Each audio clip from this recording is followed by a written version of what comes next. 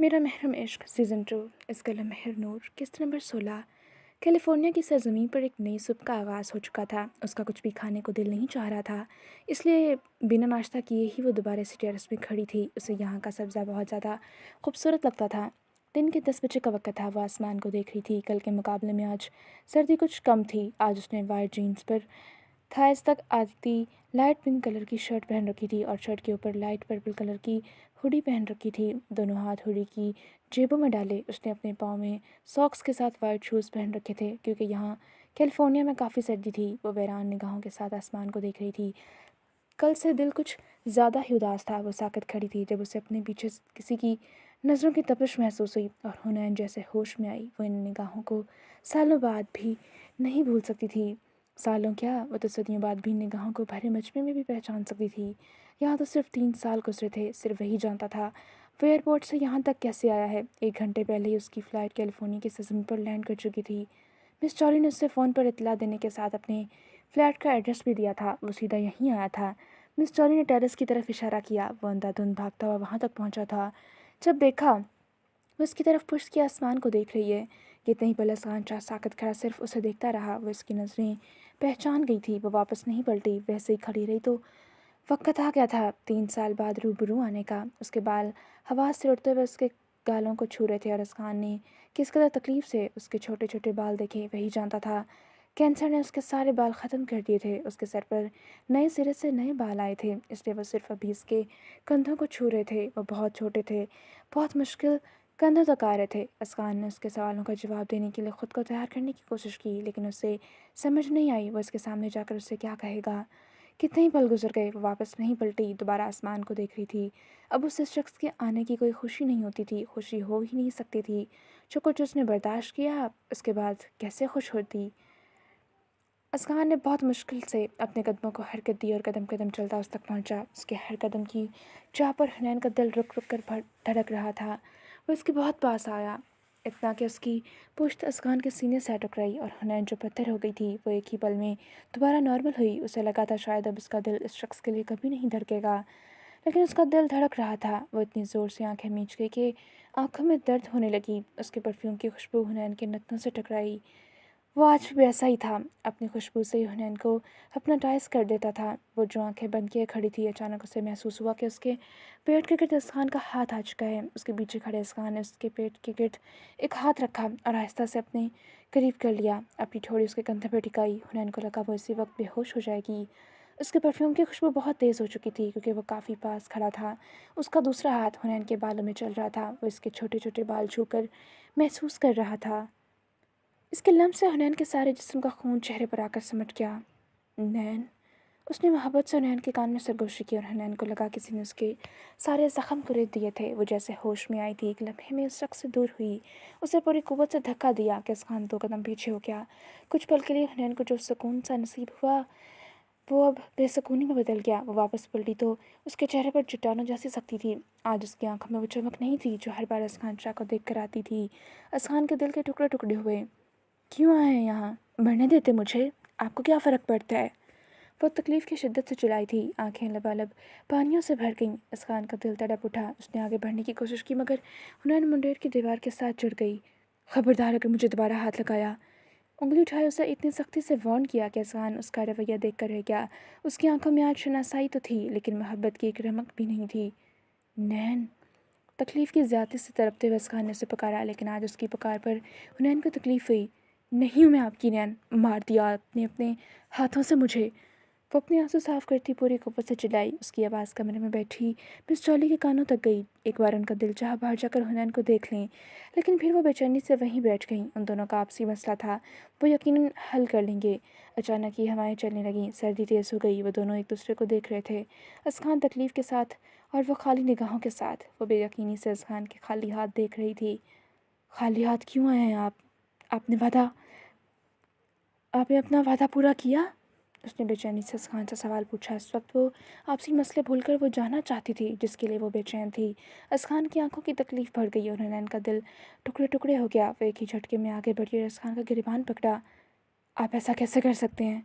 तो मतलब आज भी आपको मेरी बात पर यकीन नहीं?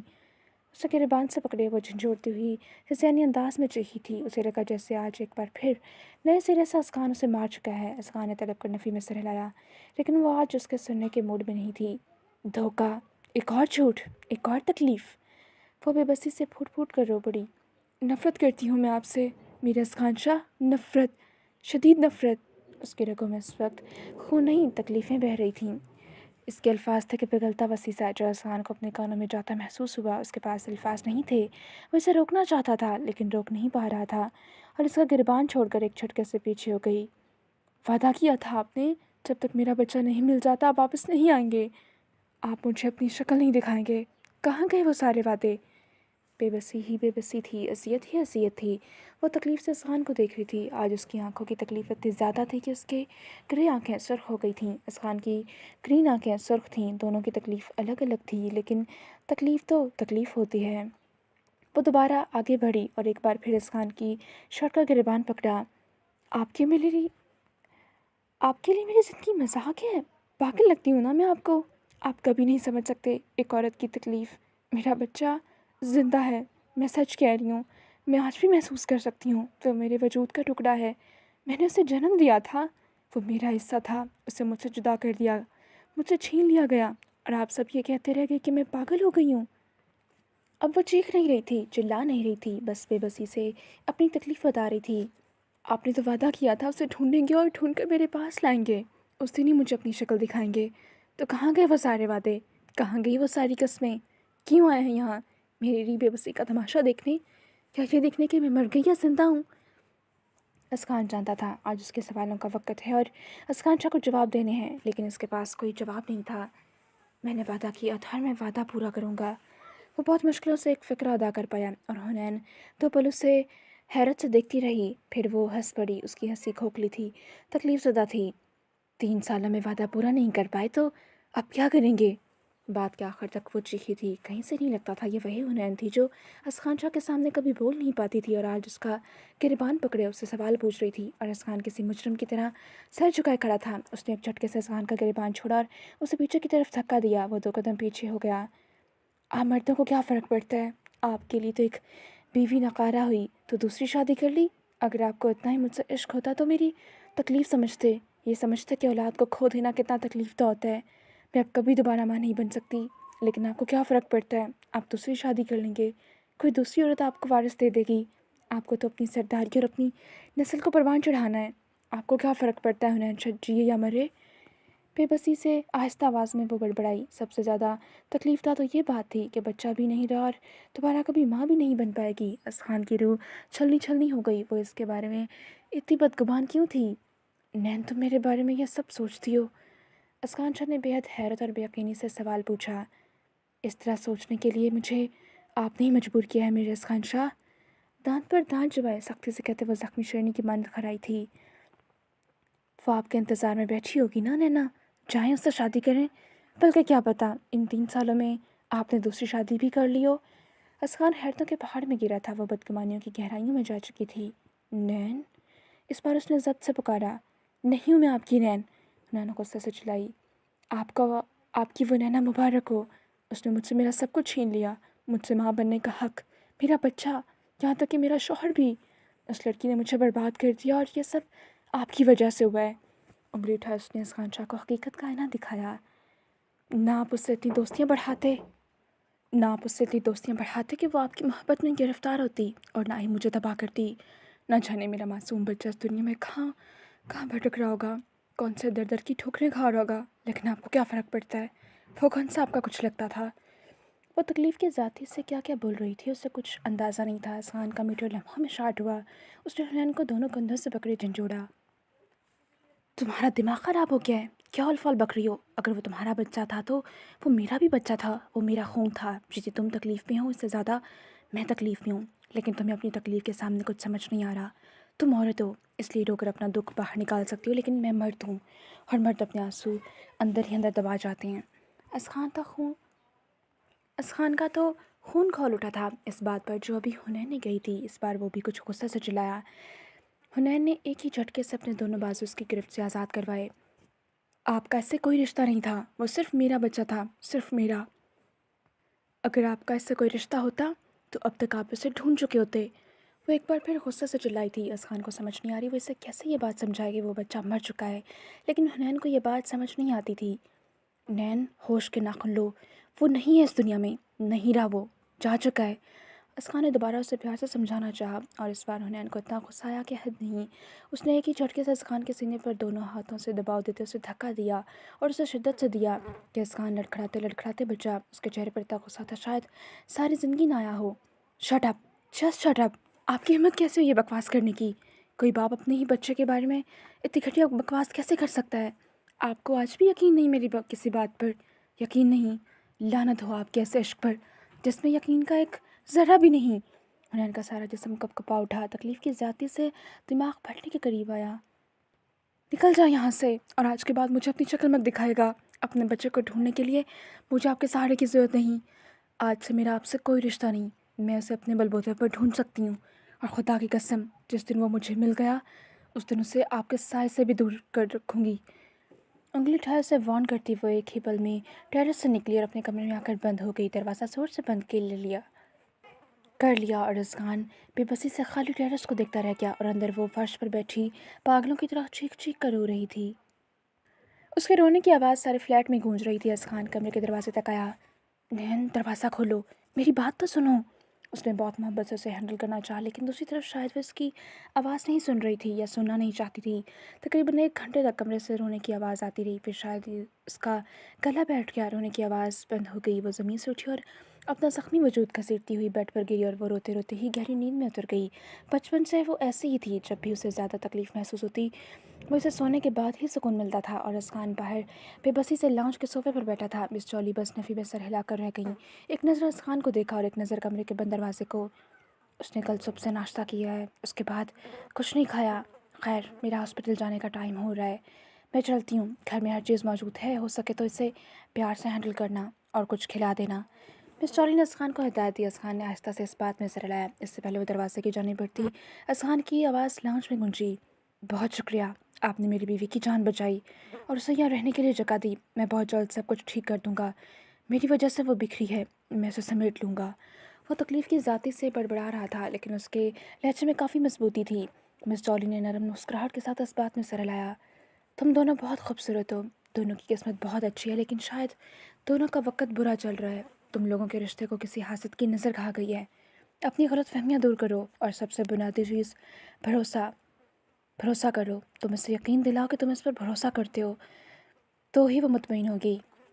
مس جولی تو حنین کی حالت سمجھ گئی تھیں، اس لیے وہ اذہان کو اس کا پوائنٹ آف ویو سمجھا رہی تھیں۔ ایک بات کہوں بیٹا، ایک بار اگر بھروسہ چلا جائے تو دوبارہ نہیں آتا۔ تمہیں اسے اپنی محبت کا نہیں، اپنے بھروسے کا یقین دلانا ہے۔ تمہیں اسے یقین دلانا ہے کہ تم اس پر بھروسہ کرتے ہو، تو دیکھنا سب ٹھیک ہو جائے گا۔ اذہان نے ان کی باتوں کو سمجھتے ہوئے سر ہلایا۔ اس کے بعد مس جولی فلیٹ سے باہر نکل گئیں۔ اذہان بے بسی سے وہی صوفے پر لیٹ گئی، اور لیٹے لیٹے کب سو گیا اسے احساس نہ ہوا، کیونکہ وہ 24 گھنٹوں سے جاگ رہا تھا۔ باہر کیلیفورنیا کی فضا میں سردی اچانک ہی بڑھ گئی تھی۔ دھند نے ایک بار پھر سارے کیلیفورنیا کو اپنی لپیٹ میں لے لیا تھا، اور ایک ہی چھت کے نیچے وہ دونوں اپنی بے بسی پر الگ الگ بڑے ماتم کنا تھے۔ 3 دن سے حویلی کی فضا ماتم کنا تھی۔ وہ حویلی جہاں شادی ہونے والی تھی وہیں صفِ ماتم بچھ گئی تھی۔ 3 دن گزر چکے تھے اور ساری حویلی سناٹے میں ڈوبی ہوئی تھی۔ نہ کوئی ٹھیک سے کھانا کھا پا رہا تھا، نہ کوئی ٹھیک سے سو رہا تھا۔ ہر کوئی اپنی اپنی جگہ پر الگ الگ اذیت کا شکار تھا۔ ایک انسان جس کا ہر ایک فرد سے الگ الگ رشتہ تھا، اس کے جانے سے سارا کنبہ ہی بکھر گیا تھا۔ اس نے کمرے کا دروازہ کھولا، سارا کمرہ اندھیرے میں ڈوبا ہوا تھا۔ وہ آگے بڑھی، چل کر کمرے کی کھڑکیوں تک آئی، پھر ہاتھ بڑھا کر شیشے کے سامنے لگے پردے کھینچ کر پیچھے کیے تو سارا کمرہ روشنی میں نہا گیا۔ وہ واپس پلٹی اور نظر سیدھا بیڈ پر گئی، جہاں عنایا بخار میں تپتی ہوئی 3 دنوں سے سوتی جاگتی کیفیت میں تھی۔ کمرے میں روشنی ہونے سے اس کی آنکھوں کو روشنی چبھی۔ اس کا ایک ہاتھ آنکھوں تک آیا اور اسے اپنی آنکھیں زور سے مینچ کر روشنی سے جان چھڑوانی چاہی، لیکن روشنی مسلسل آنکھوں کو چبھ رہی تھی، اس لیے بلینکٹ وہ اپنے سر تک تان کر کروٹ بدل گئی۔ حنین قدم قدم چلتی اس کے پاس آئی، پھر بیڈ پر اس کے پاس بیٹھی۔ عنایا کے بال بلینکٹ سے باہر تھے۔ اس نے محبت سے عنایا کے بالوں میں ہاتھ پھیرا۔ عنایا، آپ بھی کچھ کھا لیں۔ نرمی اور محبت سے اس نے التجا کی۔ اس کی آواز سے عنایا نے تھوڑا سا کمبل نیچے کیا اور اپنی سوجی ہوئی آنکھیں کھولیں۔ اس کی روشن بلی آنکھیں ساری سرخ ہو چکی تھیں۔ اس کی یہ حالت دیکھ کر حنین کے دل کو کچھ ہوا۔ اس نے بہت مشکل سے اپنے آنسو قابو کیے۔ وہ اب تک इस पीली फ्रॉक में थी। 5 दिन हो गए थे उसने अपनी कपड़े भी तब्दील नहीं किए थे। वो खाली खाली निगाहों से हुनैन को देख रही थी और हुनैन तकलीफ ज़दा आंखों के साथ। उसका अपना दिल फट रहा था लेकिन वो खुद पर जब्त कर रही थी। आप भी मुंह हाथ धो लें और कपड़े चेंज कर लें, फिर कुछ खा लें, दोबारा मोहब्बत से कहते उसने इनाया के बालों में हाथ फेरा। हना प्लीज़, यहाँ से जाओ, मुझे कुछ नहीं खाना और मुझे अकेला छोड़ दो।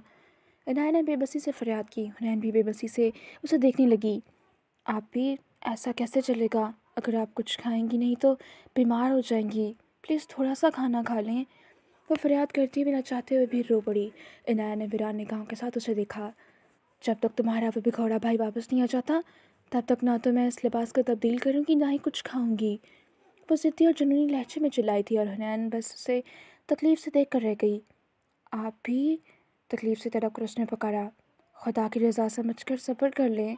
और इनाया ने बेहद हैरत से हुनैन को देखा। उसे इस हवेली में कम से कम हुनैन से ये उम्मीद नहीं थी। उसने एक झटके से हुनैन का हाथ अपने बालों से दूर किया। तुम्हें भी लगता है मैं पागल हो गई हूँ? क्या झूठ बोल रही हूँ? क्या मेरा दिमाग ख़राब है? उससे सवाल पूछती हुई इस वक्त वो बेबसी की आखिरी हदूद पर थी। हुनैन ने तड़पते हुए नफ़ी में सिर हिलाया। नहीं आपी, मेरा वो मतलब नहीं था, आप गलत समझ रही हैं। उसने वजाहत देनी चाहिए। इनाया के चेहरे पर एक तल्स तल्ख मुस्कान नमूदार हुई। फिक्र मत करो, एक वक्त आएगा जब तुम सब भी यही कहोगी कि तुम पागल नहीं हो। तुम सच कह रही हो लेकिन कोई यकीन नहीं करेगा, है ना? कोई किसी पर यकीन नहीं करता जब तक वो खुद इस हालत से ना गुजरा हो। इनाया कहाँ जानती थी कि उसके अल्फाज एक दिन हकीकत का आईना बन जाएंगे। आप ही प्लीज़ कुछ खा लें। उन्होंने दोबारा फरियाद की लेकिन वो उसे कहाँ सुन रही थी। तुम एक पल के लिए सोचो, अगर इस खान को कुछ हो जाए तो क्या तुम सुकून से बैठकर खाना खाओगी? अनाया ने सख्ती से अल्फाज अदा किए और किसी ने हुनैन के कलेजे को चीरा था। अल्लाह ना करे, प्लीज़ आप भी ऐसी बातें ना करें। वो तड़प ही तो उठी थी और अनाया के चेहरे पर जख्मी मुस्कुराहट नमूदार हुई। तुम्हारे शौक को कुछ हो न जाए, इस सोच ने ही तुम्हें इतनी तकलीफ़ दे दी है। और मेरा सोचो, वो शख्स जिससे मैंने पागलों की आखिरी हद तक इश्क किया, वो जा चुका है, न जाने वो कहाँ चला गया है। और तुम कह रही हो मैं खाना खा लूँ? तुम सोच भी नहीं सकती हुनैन, वो मुझ पर वो गुजर रही है।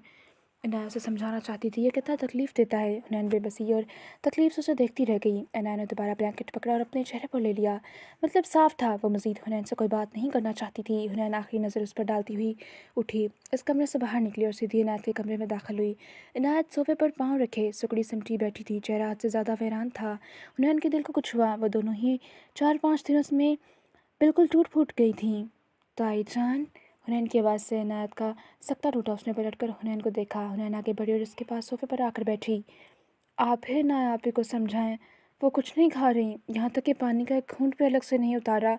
इस तरह वो बीमार हो जाएंगी। और सुहान लाला तो हमेशा कहीं भी जाने से पहले उन्हें आपके ईमान में देकर जाते थे। तो आपको नहीं लगता हमें इनकी इमानत का ख्याल रखना चाहिए? बेशक हुनैन छोटी थी लेकिन बहुत समझदार थी और इस वक्त भी बहुत ही समझदारी वाली बातें कर रही थी। इनायत जो सुन होते दिमाग के साथ बैठी थी, होश में आने लगी। उस हुनैन की बातें आहिस्ता आहिस्ता समझ आ रही थीं। प्लीज़ आप ही उनसे बात करें, इस वक्त वो सिर्फ आपकी ही सुनेंगी। आप ही उन्हें कुछ खिला सकती हैं, वो कुछ नहीं खा रही। मामा, ममानी और ताई जी सब ने ट्राई कर लिया लेकिन वो किसी की बात नहीं मान रही। हुनैन इनायत से इल्तिजा कर रही थी और इनायत जैसे होश में आई। वो कैसे भूल गई कि उसके अलावा भी एक वजूद है जिसे ज़ुहान शाह के होने या ना होने से फ़र्क पड़ता है।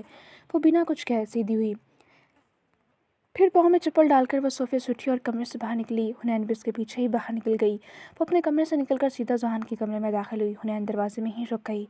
वो बेड पर लेटी थी, सर तक कंबल तान रखा था। इनायत को इसकी हालत देखकर बेसाख्ता तकलीफ़ हुई। वो इसकी लाडली बहन की लाडली बेटी थी। एक वक्त था जब उसने मशल शाह को भी ऐसे ही माँ बनकर पाला था और उसकी अपनी तो कोई बेटी नहीं थी लेकिन मशल के बाद उसने इनायत को सबसे ज़्यादा प्यार दिया था। एक तो वो इसके ज़ुहान की बीवी थी, इसलिए भी इनायत के लिए वो बहुत ख़ास थी। दूसरा, इन दोनों की बॉन्डिंग ऐसी थी कि सब बेटियों में सबसे इनायत के लिए ज़्यादा ख़ास थी। इनायत उसके पास बेड पर बैठी, फिर उसके चेहरे से कंबल हटाया। उसका चेहरा बुखार की वजह से सुर्ख हो रहा था, आंखें रो रो कर सोजिश का शिकार हो चुकी थी। इनायत ने मोहब्बत से उसके बालों में हाथ फेरा और इनायत ने पट से अपनी आंखें खोल दी। वो इनायत का लम्स पहचान जाती थी। उस दिन इन दोनों की तल्ख कलामी के बाद अब वो दोनों दोबारा रूबरू आई थी। इनायत को देखकर इनायत का दिल चाहा वो थाने मार मार कर रोई कि क्या हालत बना रखी है अपनी। इनायत ने वीरान निगाहों के साथ सवाल पूछा। इनायत झटके से उठकर बैठी। चलो उठो, शावर लो और अपने ये कपड़े चेंज करो और फिर खाना खाओ। इनायत के लहजे में बिल्कुल माँ की तरह हुक्म था। वो दोनों एक साथ मिलकर ही एक दूसरे के मजबूत बना सकती थीं। अनाया के लब कप कपा उठे। उसने बहुत मुश्किल से कुछ कहने की कोशिश की। आई एम सॉरी अम्मा, भीगी आवाज़ में कहते हुए बेसाख्ता आगे बढ़ी और इनायत के सीने से जा लगी और फिर इनायत पे खुद पर ज़ब्त ना रख पाई और दोनों उसे अपने सीने से लगाए। वो भी फूट फूट कर रो पड़ी। वो दोनों एक दूसरे के लिए गले लगी रो रही थीं। मैं आपसे बदतमीज़ी नहीं करना चाहती थी, मुझे माफ़ कर दें। I am sorry. वो इनायत के सीने से लगे सिसक सिसक कर रो रही थी। मशल के बाद इनायत ही वो दूसरी औरत थी जो इनायत के लिए बहुत ख़ास थी। उसने हमेशा इनायत को अपनी माँ समझा। समझा ही क्या, वो इसके लिए माँ थी। वो इनायत की बहुत ज़्यादा इज़्ज़त करती थी, इतनी कि शायद ज़ुहान भी ना करता हो। बस मेरी जान, रोना बंद करो। इनायत ने बहुत मुश्किल से खुद पर काबू पाया। फिर उसके माथे पर लब रखे। वो माँ थी, उसे अपनी बच्ची को समेटना और संभालना था। उसके हौसला देते ही इनायत को भी कुछ सुकून मिला। वो फ़ौरन अपने सारे आंसू साफ़ कर गई। इस बार आने दें आपके बेटे को, मैं उससे इतनी नाराज़ हो जाऊंगी कि कभी बात नहीं करूंगी। पहले भी मुझे छोड़कर भाग गए थे और एक बार फिर मुझे छोड़कर भाग गए। वो इश्क के दावे सारे झूठे थे। वो बेबसी से रोती हुई अनायत को इसकी शिकायत लगा रही थी। आंखों के सामने कितने ही मंजर नुमाया हुए जब जब वो इससे वादा कर रहा था कि वो इसे छोड़कर कहीं नहीं जाएगा। हाँ, उसे वापस आने दो। देखना, दोनों माँ बेटी उससे बात ही नहीं करेंगी, लेकिन उसके लिए पहले तुम्हें अपना हुलिया ठीक करना पड़ेगा। इनायत ने इसे किसी छोटी बच्ची की तरह पिचकारा और वो जो भी इसकी बातों से बहने लगी। चलो उठो, फ़ौरन शावर लेकर अपने कपड़े चेंज करो। इनायत ने फ़ौरन हकमी अंदाज में कहा। उसकी बात का ऐसा असर था कि इनायत फ़ौरन बेड से उठी और 2 मिनट बाद वो वॉशरूम में जाकर बंद हो चुकी थी। उसके जाने के बाद इनायत के चेहरे पर तकलीफ़ के तासुरात नुमाया हुए। उसने एक नज़र हुनैन को देखा। जाओ, इसके लिए खाना ले आओ, मैं उसे खिलाती हूँ। इनायत की बात पर हुनैन इस बात में सर हिलाती नीचे चली गई और 5 मिनट बाद ही वो ट्रे में खाना लिए वापस कमरे में दाखिल हुई। खाना इनायत के हवाले करती वो कमरे से बाहर निकल गई। इन दोनों को कुछ वक्त के लिए अकेला छोड़ दिया। 15 मिनट बाद इनायत सादी सी मैरून रंग की फ्रॉक में वॉशरूम से बाहर निकली। शावर लेकर दिमाग कुछ पुरसुकून हुआ था, लेकिन इतने दिनों से खाना नहीं खाया था, इसलिए उसके जिस्म में बहुत ज़्यादा कमज़ोरी हो गई थी। आहिस्ता आहिस्ता चलती हुई वो बेड पर आकर बैठी। इनायत अब उसे अपने हाथों से छोटे छोटे निवाले बनाकर खिला रही थी और वो बिना किसी बहस के, बिना किसी ज़िद के, किसी बच्चे की तरह खाए जा रही थी। शायद जहान के बाद इनायत ही ऐसी थी जो इस हवेली में इनायत को संभाल सकती थी, लेकिन इसकी किस्मत में अब आगे क्या लिखा था ये तो वक्त ही बताने वाला था। क्या इनायत की ज़िंदगी में खुशियाँ आएंगी या नहीं, ये तो किस्मत और वक्त जाने जारी है।